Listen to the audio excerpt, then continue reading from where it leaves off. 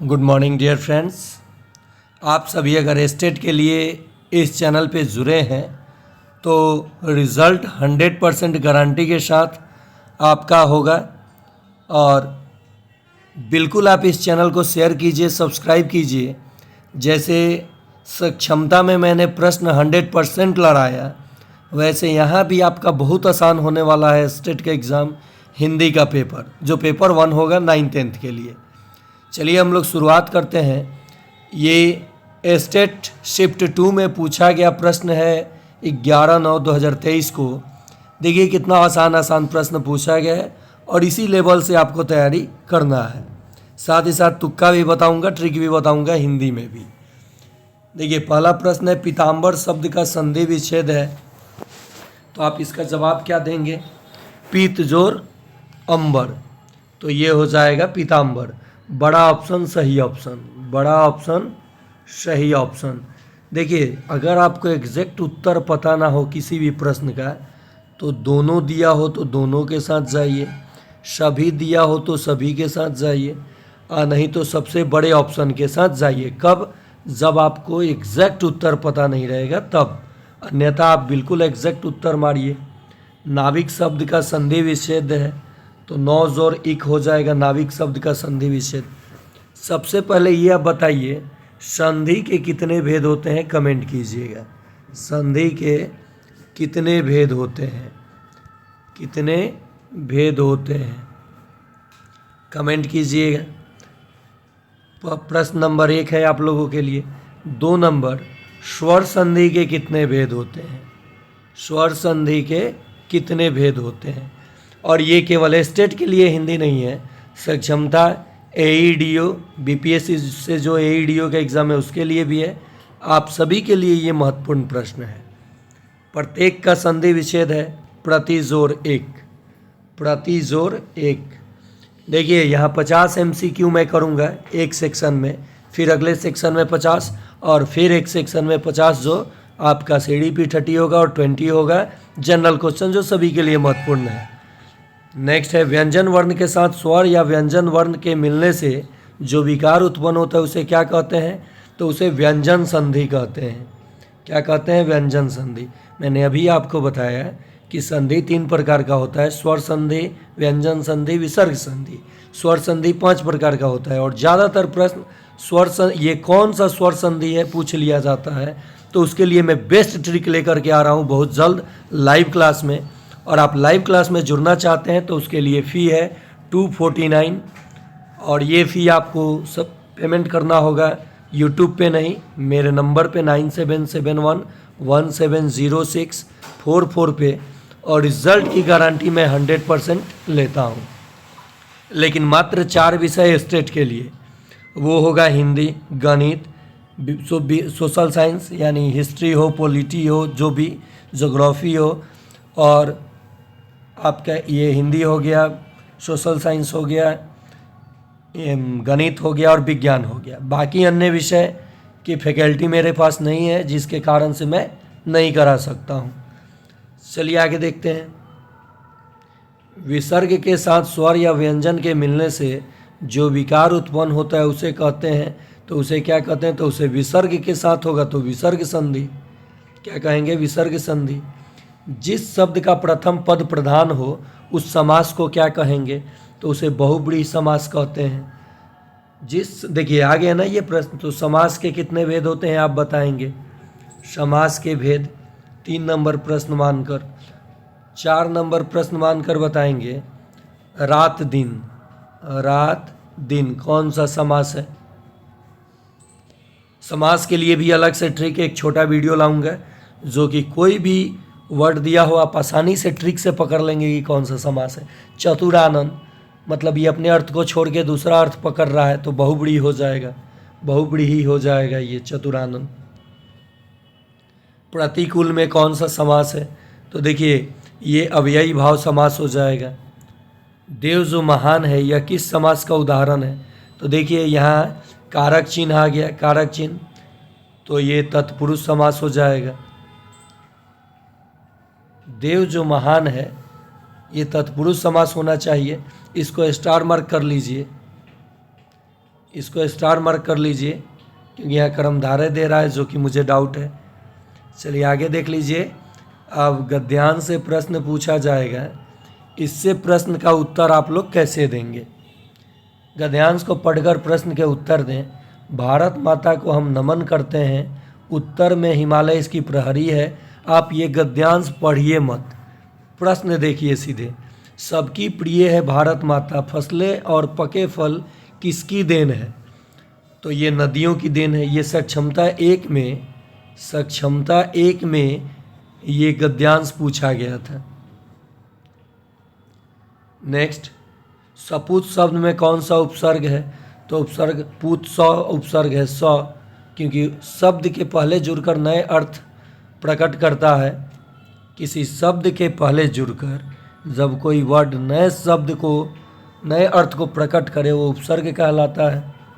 इसमें देखिए व्याकरण सेक्शन भी रहेगा। सामाजिक शब्द में प्रत्यय है तो इक प्रत्यय है। ये सब यहाँ से सक्षमता परीक्षा में लिया गया था। सीटेट वाले भी अगर हिंदी जिनका है, सीटेट वालों के लिए जिनका हिंदी है वे सभी भी देखें, बहुत आपको हेल्प मिलेगा इससे। परहित के अंतर्गत आता है दूसरों के प्रति सच्ची सहानुभूति रखना। देखिए इसमें भी बड़ा ऑप्शन सही ऑप्शन। मैं आपका क्लास बाधित नहीं होने दूंगा। हो सके आज दिन में लाइव भी आऊं, और लाइव क्लास में आप लोग जुड़ने के लिए चाहते हैं जुड़ना और 100% रिजल्ट पाना है, चाहे वो स्टेट का हो, सीटेट का हो, सक्षमता का हो, बीपीएससी टीआरई का हो, तो आप मेरे व्हाट्सअप नंबर 9771710644 पे हाई लिख के भेजेंगे। और ग्रुप ज्वाइन का फ़ी है 249, जिसमें आपको रिकॉर्डेड क्लास, लाइव क्लास और पीडीएफ मिल जाता है, वो भी कम समय में बेहतर तैयारी, जो प्रश्न वहीं जो एग्ज़ाम में पूछा जाता है। चलिए अब आ गया गद्यांश। ये जो मैत्री की राह बताने को, सबको सुमार्ग पर लाने को, दुर्योधन को समझाने को, भीष्म विध्वंस बचाने को, तो ये कविता के रूप में गद्यांश और पद्यांश जो आपसे पूछा जाता है। तो यहाँ देखिए परिजन में उपसर्ग है तो पड़ी उपसर्ग है। ये भी पूछा था सक्षमता एक में, पड़ी उपसर्ग है। और ये स्टेट का सब प्रश्न है। न्याय का विलोम शब्द है, तो न्याय का विलोम शब्द क्या होगा बताइए। अन्याय क्या हो जाएगा, अन्याय हो जाएगा। शब्दों के सार्थक मेल को कहते हैं वाक्य कहते हैं। शब्दों के सार्थक मेल को वाक्य कहते हैं। आप कल कहाँ गए थे, किस काल का उदाहरण है। तो देखिए कहाँ गए थे, आप कल कहाँ गए थे, भविष्य काल का तो है, लेकिन यहाँ भविष्य कह रहे हैं, भूतकाल का है, लेकिन ये पूछ रहा है कि किस प्रकार का वाक्य है, तो प्रश्नवाचक वाक्य है। प्रश्न पूछ रहा है, शुद्ध वाक्य बताएं। तो मुझे घर जाना है, मुझे घर जाना है हो जाएगा। अगला प्रश्न, कर्म के अनुसार क्रिया के भेद, तो सकर्मक और अकर्मक दो होता है। कर्म के अनुसार क्रिया के भेद दो होता है। किस समास में उत्तर पद प्रधान होता है, तो तत्पुरुष समास में। जिस समास में कर्ता कर रहे हैं, कारक चिन्ह छुपा हो, कारक चिन्ह, वो हो जाएगा तत्पुरुष समास। तत्पुरुष समास भी 6 प्रकार का होता है। पुल्लिंग स्त्रीलिंग के जोड़े में कौन सा सही है, तो पुल्लिंग स्त्रीलिंग के जोड़े में आपको ब्राह्मण ब्राह्मणी सही है। ये सब सक्षमता एक में यहीं से प्रश्न लिया था हिंदी का। निम्नलिखित में से कौन सा क्रम सही है, तो सुंदर, सुंदरम, सुंदरतर और सुंदरतम, ये आपका सही हो जाएगा। पहला ही ऑप्शन बिल्कुल सही हो जाएगा। दिन काटना मुहावरे का अर्थ है। दिन काटने का मतलब समय बिताना। बगल में छोरा नगर में ढिढोरा, लोकोक्ति का क्या अर्थ है, तो इस लोकोक्ति का अर्थ है वस्तु के पास होने पर भी चारों ओर उसे ढूंढना। बड़ा ऑप्शन सही ऑप्शन। अब जुड़िए तो सही एक बार। घोड़े बेचकर सोने का मतलब है कि बेफिक्र होकर सोना। ये आपने स्टेट का फॉर्म अप्लाई कर दिया, आपने AEDO का फॉर्म अप्लाई कर दिया, AEDO का, आपने BPSC TRE का फॉर्म अप्लाई कर दिया, और आपने बिहार SSC का फॉर्म अप्लाई कर दिया, और आराम से सो गए कि परीक्षा के दिन आएगा, डेट आएगा तो पढ़ेंगे। तो सोचिए, जो लोग कंटिन्यू पढ़ाई कर रहे हैं वो आपसे आगे निकल जाएंगे। इसलिए आप सोइए नहीं, पूजा पाठ का दिन है, चल रहा है, मेला भी जाना होगा तो आप नाइट में जाएंगे, दिन में 1-2 घंटा पढ़ लीजिए। और केवल परीक्षा देने के लिए ही नहीं पढ़ा जाता है, कुछ ज्ञान के लिए भी पढ़ा जाता है। आस्तीन का सांप मुहावरे का अर्थ है, तो आस्तीन का सांप कपटी मित्र, क्या हो जाएगा, कपटी मित्र। कांटा निकालना मुहावरे का अर्थ है बाधा दूर करना, क्या हो जाएगा, बाधा दूर होना या करना। पहाड़ टूट पड़ना, बाप रे बाप, परीक्षा आ गया, कैंसिल हो गया, सक्षमता का पहाड़ टूट गया है लोगों पे, मतलब भारी विपत्ति आ जाना। ये चादर से बाहर पैर पसारना, मतलब औकात से बाहर चले जाना, यानी ये हुआ आय से अधिक व्यय करना, ये भी अर्थ हो जाएगा। आसन डालना डोलना मुहावरे का सही अर्थ है, तो ये हो जाएगा विचलित होना। इनमें से कौन सा वाक्य शुद्ध है, तो संतोष को क्षमा कर दो, ये वाक्य शुद्ध है। शुभ नक्षत्र आ गया है, नहीं, गलत है। यमुना का पानी गंदा हो गया है, नहीं, गलत है। शाम को सब्जी लेने जाना है, शाम, नहीं, गलत है। इनमें से कौन सा वाक्य शुद्ध है, तो रेडियो की उत्पत्ति किसने की। इसमें से कौन सा वाक्य शुद्ध है, तो ये खरगोश को काट कर गाजर खिलाओ। इनमें से कौन सा वाक्य अशुद्ध है, ये अशुद्ध पूछा है, यहाँ भी अशुद्ध है, मैंने शुद्ध पढ़ लिया, ये सब अशुद्ध, सॉरी, ये सारे यहाँ पे, सॉरी मैंने गलत वहीं देखा, तुरंत दिखा मुझे, अशुद्ध वाक्य, बाकी नक्षत्र आ गया, ये तो सही है। संतोष को क्षमा कर दो, ये अशुद्ध वाक्य है। अगला प्रश्न, ध्यान नहीं दिया मैंने, इनमें से कौन सा वाक्य अशुद्ध है, तो रेडियो की उत्पत्ति किसने की। इसमें से कौन सा वाक्य अशुद्ध है, तो खरगोश को काट कर गाजर खिलाओ। खरगोश को काट दीजिएगा तब गाजर खिलाइएगा, ये अशुद्ध है। इनमें से कौन सा वाक्य अशुद्ध है, भिखारी को थोड़े चावल दे दो, भिखारी को थोड़े चावल दे दो, ये अशुद्ध। इनमें से कौन सा वाक्य अशुद्ध है, विद्यालय में दाएं बड़ा सा मैदान है, विद्यालय के दाएं, ये देखिए, भिखारी को थोड़ा चावल दे दो, अशुद्ध नहीं है। यहाँ पे आपका शुद्ध वाक्य हो जाएगा विद्यालय के दाएं बड़ा सा मैदान है। इनमें से कौन सा वाक्य अशुद्ध है, तो वह बहुत जल्दी वापस लौट आया। देखिए, शुद्ध अशुद्ध वाक्य से कितना प्रश्न पूछा गया है। कौन पदबंध के अंतर्गत शामिल नहीं है, तो समास पदबंध के अंतर्गत शामिल नहीं है। अब दरवाज़ा खोला जा सकता है, रेखांकित शब्द में कौन सा पदबंध है, तो इसमें क्रिया पदबंध है। पदबंध का अलग से मैं वीडियो बना दूंगा। राहुल फुटबॉल खेल कर चला गया, कौन सा पदबंध है, तो इसमें भी क्रिया पदबंध है। नाव पानी में डूबती चली गई, कौन सा पदबंध है, तो ये आपका हो जाएगा क्रिया पदबंध। उसका कुत्ता अत्यंत आज्ञाकारी है, तो अत्यंत आज्ञाकारी है, यानी ये विशेषण पदबंध है। रमा से रोया नहीं जाता, देखिए, जहाँ नहीं हो वो भाववाच्य हो जाता है, भाववाच्य हो जाता है। याद रखिएगा, वाच्य के कितने भेद, तो वाच्य के 3 भेद, वाच्य के 3 भेद। आपने सुंदर पेंटिंग बनाई है, कौन सा वाच्य है, तो ये कर्मवाच्य है, ये कर्म कर रहा है, कर्मवाच्य है।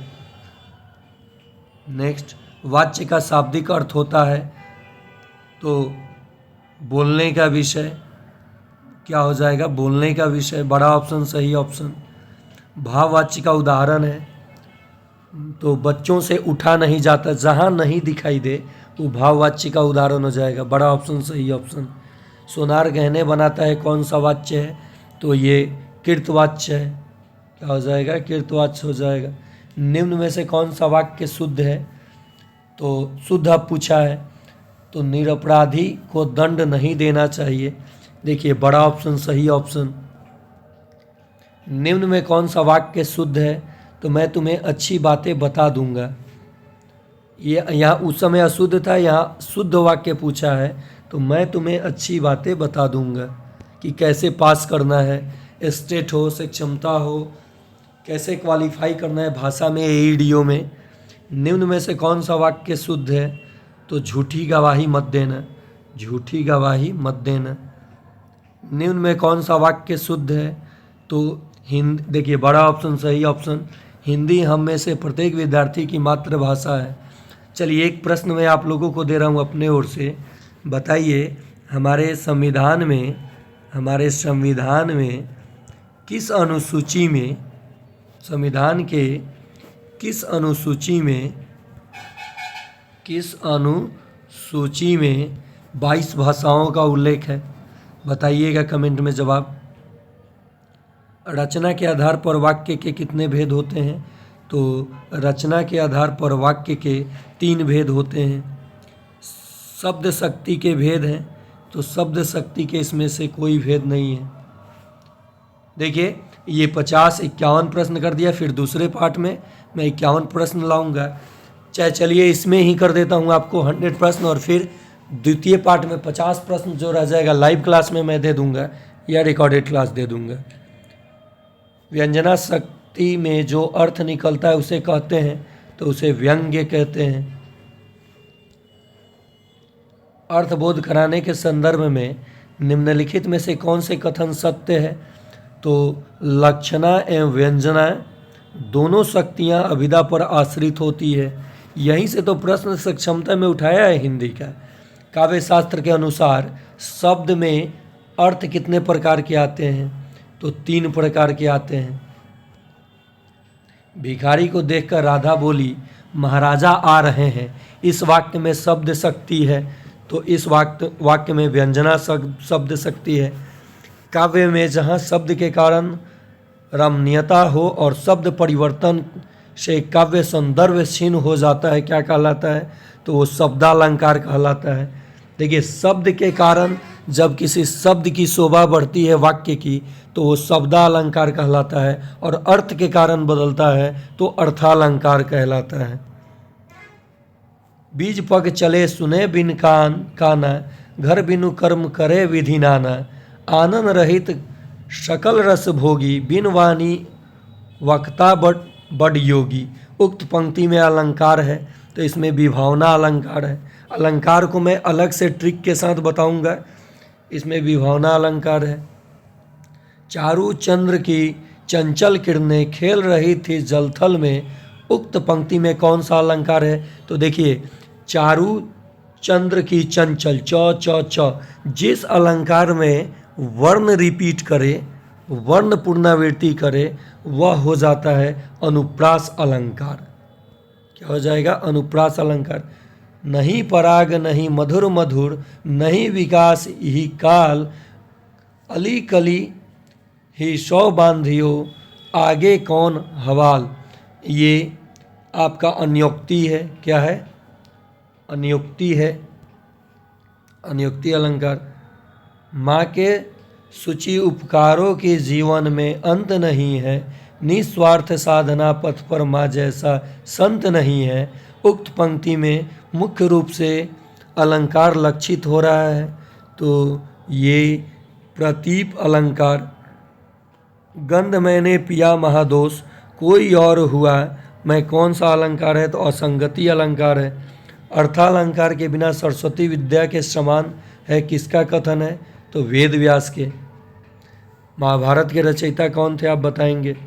अलंकारों को शिरोत्न डैश माना जाता है, तो उपमा। क्या माना जाता है? उपमा। देखिए अलंकार को मैं बिल्कुल आपको एकदम बेसिक से पढ़ा दूंगा, कहीं से आपको कोई दिक्कत नहीं होने दूंगा। पूर्णरूक्ति प्रकाश अलंकार किस अलंकार का दूसरा नाम है? तो विप्सा अलंकार का।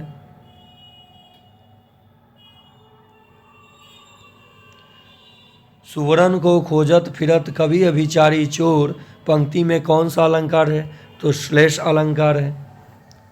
श्लेष अलंकार है। रूपक अलंकार का उदाहरण है तो मन सागर मनसा लहरी बूढ़े बहे अनेक, ये आपका रूपक अलंकार हो जाएगा। सत्यशील दंड ध्वजा पताखा में कौन सा अलंकार है? तो इसमें से कोई नहीं। रूपक ढूंढे। शशि मुख पर घूंघट डाले आंचल में दीप छिपाए। देखिए ये तुलना की जा रही है, ये कंपेयर किया जा रहा है, तो रूपक अलंकार हो जाएगा। गोपी पद पंकज पंकज पावन की रज जामे सिर भिजों में कौन सा अलंकार है? तो ए और सी। अनुप्रास भी है। देखिए वर्ण भी रिपीट किया है, प, ठीक है, और यहाँ पे सी भी है, रूपक भी है। प्रेम अतिथि है खड़ा द्वार पर हृदय कपाट खोल दो तुम में कौन सा अलंकार है? तो रूपक अलंकार है। प्रेम अतिथि है खड़ा द्वार पर हृदय कपाट, यानी हृदय के जैसे कपाट करके, तो ये तुलना हो गया, रूपक हो जाएगा। सजीव से वर्णन किया गया।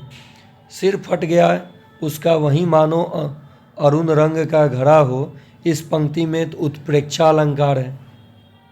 उत्प्रेक्षा अलंकार। कतई हुई यो उतरता के नेत्र जल से भर गए, हिम के कणों से पूर्ण मानो हो गए पंकज नए, इस पंक्ति में उत्प्रेक्षा अलंकार है। अलंकार को मैं बिल्कुल अलग से एकदम ट्रिक वाइज पढ़ा दूंगा। मुख मानो चंद्र है, मुंह चंद्रमा जैसा है, ये भी तुलना हो रहा है, उत्प्रेक्षा। पद्मावती शब्द सखी बुलाई मनु फुलवारी सबे चली आई, इस पंक्ति में कौन सा अलंकार है? उत्प्रेक्षा अलंकार है। मानहु विधि तन अच छवि स्वच्छ रखिबे काज, एक पग पौछन को करे भूषण पैंद दाज, इस पंक्ति में कौन सा अलंकार है? तो उत्प्रेक्षा अलंकार है। न खुदा ही मिला न विशाले सनम, न इधर के रहे न उधर के रहे, इस पंक्ति में तो विरोधाभास अलंकार है। आई ऐसी उद्भुत बेला ना रो सका ना विहंस सका, इस पंक्ति में तो विरोधाभास अलंकार है। देखिए जहाँ शुरू हो रहा है शुरू होते जा रहा है। मैं अंधा भी देख रहा हूँ रोती हो तुम रोती हो, तो ये भी अलंकार जो होगा विरोधाभास अलंकार होगा। अलंकार से बहुत प्रश्न पूछा गया है। जल उठो फिर खींचने को, इस पंक्ति में कौन सा? तो ये भी विरोधाभास। सुलगती अनुराग की आग जहाँ जल से भरपूर तडाग वहाँ, इस पंक्ति में कौन सा? तो विरोधाभास अलंकार। छंद के कितने अंग होते हैं? तो छंद के 8 अंग होते हैं। दीर्घ ए कौन सा वर्ण है? तो ये दीर्घ वर्ण है, मैं पहले ही बोल दिया दीर्घ वर्ण है। संयुक्त स्वर और उनसे मिले व्यंजनों में कौन सा वर्ण होता है? तो गुरु, गुरु होगा। यगन में कितने लघु और गुरु वर्ण होते हैं? तो 1 लघु और 2 गुरु वर्ण होते हैं। नगन में कितने लघु और गुरु वर्ण होते हैं? तो 3। निम्नलिखित पंक्ति में कौन सा वार्णिक छंद है? जागो उठो भारतवासी आलस्य त्यागो न बनो पिलासी, तो इसमें इंद्रवजा छंद है। छंद को अलग से किया जाएगा। किस वार्णिक छंद के प्रत्येक चरण में 1 नग्न 2 भग्न और 1 रगन के क्रम में कुल 12 वर्ण होते हैं? तो द्रुत विलंबित में होते हैं। किस वार्णिक छंद के प्रत्येक चरण में 14 वर्ण होते हैं? तो मंदाक्रांता में होते हैं। निम्नलिखित पंक्ति में कौन सा वार्णिक छंद है? पल पल जिसके मैं पंथ को देखती थी, निसी दिन जिसके ध्यान में थी बिताती, तो ये मालिनी हो जाएगा। धनाक्षरी छंद है, वर्णिक छंद है। धनाक्षरी वर्णिक छंद है। साहित्य दर्पण नामक ग्रंथ के रचयिता कौन है? तो ये आचार्य विश्वनाथ हैं। आचार्य विश्वनाथ हैं। बूंदेले हर बोलो कि मुँह हमने सुनी कहानी थी, खूब लड़ी मर्दानी वो तो झांसी वाली रानी थी। उपयुक्त पंक्ति में किस काव्य गुण से संबंधित है? तो ओज गुण से ये संबंधित है। जाकी रही भावना जैसी प्रभु मूरत देखी तिन तैसी उपर्युक्त पंक्ति में किस गुण से संबंधित है? तो ये प्रसाद गुण से संबंधित है। काव्य शोभ्याय कर्ता रो धर्मा गुना किसका कथन है? तो ये वामन का कथन है। किसका? वामन का। आचार्य वामन के अनुसार रीति के भेद कौन सा है? तो वैदर्भी है, वैदर्भी है। नेक्स्ट, रौद्र रस का अस्थायी भाव क्या है? तो रौद्र रस का क्रोध अस्थायी भाव होता है। चलिए अगला प्रश्न है, श्रृंगार रस कितने प्रकार के होते हैं? तो श्रृंगार रस 2 प्रकार के होते हैं। और वियोग श्रृंगार का दूसरा नाम क्या है? तो विप्रलभ श्रृंगार हो जाएगा।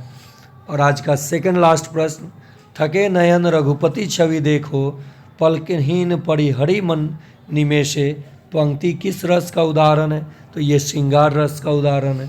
और आज का आखिरी प्रश्न, उम्मीद है आप सभी देख रहे हैं, देखिए तो लाइक करके एक प्यारा सा कमेंट कीजिए, जो प्रश्न पूछा उसका जवाब दीजिए और लोगों के बीच शेयर कीजिए ताकि अन्य लोगों को भी फायदा हो और उनका स्टेट निकल जाए। वाक्य रसात्मक काव्यम किसकी परिभाषा है? तो आचार्य विश्वनाथ की परिभाषा है।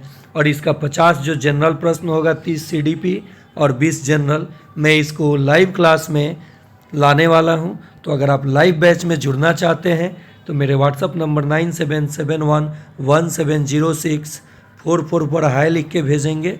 और इसका फ़ी है 249 पूरे कोर्स का। और 8 से 10 वीडियो आपको लाइव में, और उसके बाद ट्रिक से चीज़ें कैसे आपको एग्ज़ाम निकालनी होती है 100% सफलता के साथ मैं आप सभी का एग्ज़ाम निकलवा दूंगा। धन्यवाद।